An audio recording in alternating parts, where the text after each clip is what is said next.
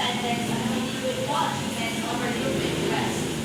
This perspective emphasizes self-reliance, personal freedom, and the pursuit of individual fulfillment.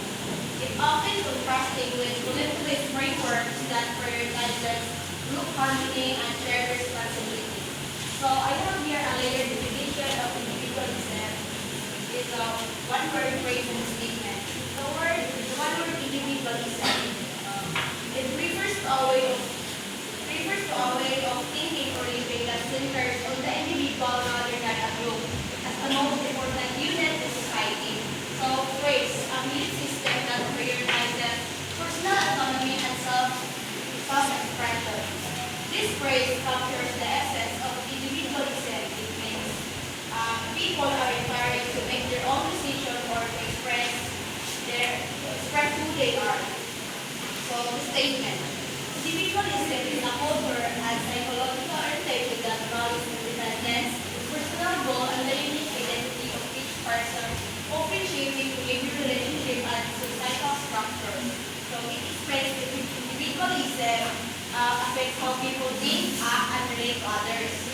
So as I said earlier, individualism captures and shaping behavior, relationship, and society. So behavior is making choices based on personal needs, and relationship is valuing personal boundaries and freedom, while society is encouraging a system that supports individual achievement. So we have here an example of a behavior, relationship, and society. So an artist decides to paint abstract pieces that reflect personal emotions rather than popular trends. So screen takes friendship that supports creative freedom than judgment, and promotes cultural policies that protect artistic expression and individual voice.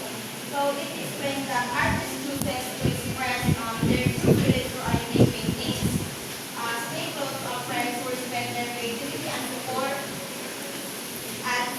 roles that let everyone freely share their own artistic voice. So educational example. A student chooses to study the topic they love instead of just following what the teacher suggests.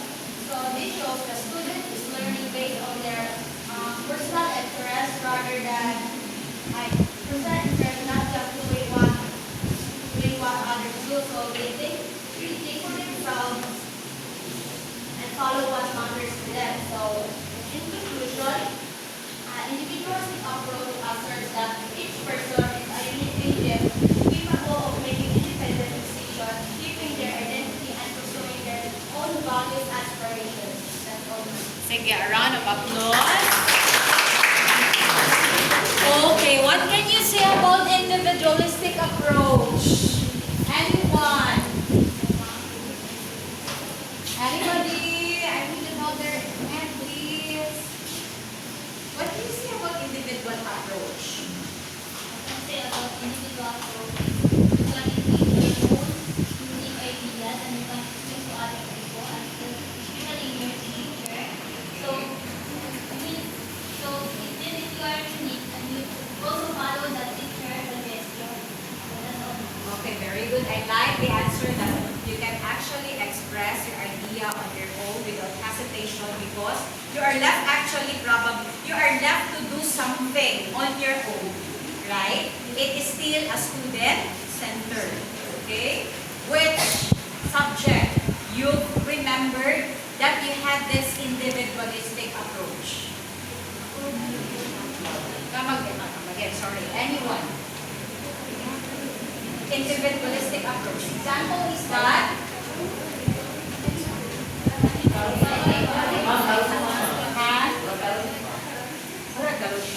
this is an example of individualistic approach where you are given the freedom actually to research about your topic, and you are given the freedom to identify what are the salient facts about the topic that you're going to present, right?